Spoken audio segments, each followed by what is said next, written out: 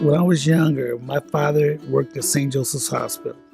My father is one of my few heroes in this world, but he worked multiple jobs, but his main job at that time was working at St. Joseph's Hospital, and he worked in maintenance and housekeeping. And I used to, when I was a little small child, I'd go there with those nice slick floors, and I used to see these people walking around with white coats on and penny loafers.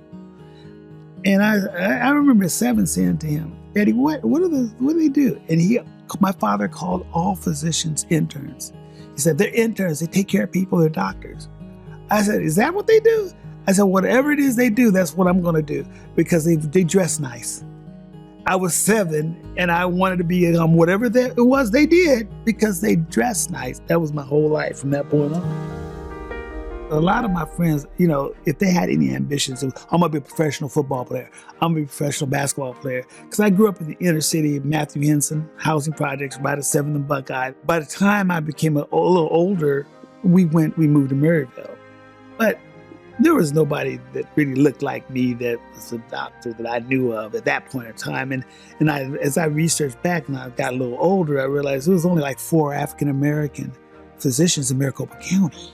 By the time I finished high school, I knew that I was going to go pre-med somewhere because I had over 150 full-ride academic scholarships to every school you can imagine. One from Stanford University on the West Coast to Harvard on the East Coast and everything in between, MIT, Northwestern, Cincinnati, Tulane. I got accepted at every medical school I applied to.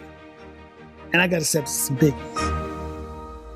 So the U of A, in my home state medical school, had no other option but to accept me. I ended up being the first African-American in the state studying medicine in 8 years. I had KKK notes left on my desk, swastikas left on the bulletin board of my class, the N-word "go home" written on chalkboard. My mother only cared about being in a position to help people. Because as far as her and my father were concerned, there were so many people that did not get the help they needed. All she cared about, me to use my brain to get in a position to be able to help people and influence their lives in a positive manner.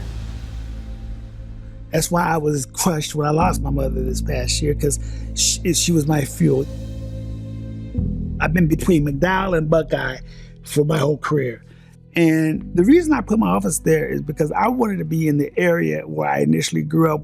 And people would come up to me and say, "Well, Duane, you're going to the South Central area in the projects. You're never going to make a living." And I said, "Watch." And it's an amazing thing. Within 3 years, I had probably the most lucrative solo practice in Arizona, in pediatrics, in South Central Phoenix. And people will wonder, how did he afford this car and that and this house? Because those people never got turned away. I saw them irregardless of their ability to pay. People said, "Dr. Wooten, I get letters all the time, you saved my kid's life." You know what I say? I didn't save your kid's life. God saved your kid's life. I'm just the vessel that God used to make it come to fruition. I'm just a vessel. And that's how I act, that's how I live, that's how I work. The Arizona Historymakers Award, to me, is like the creme de la creme. I've won a lot of awards in my day, and a lot of them have been very special to me, but this one is extremely special because it focuses on Arizona and the impact that you've left in your home state, my home state in particular, of Arizona. And that means everything to me because that's been my passion for my entire life, changing people's lives and doing what's right.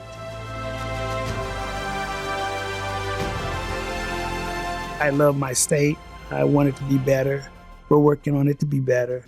And with these kind of people focusing on people who are trying to do that same thing, it can only be better.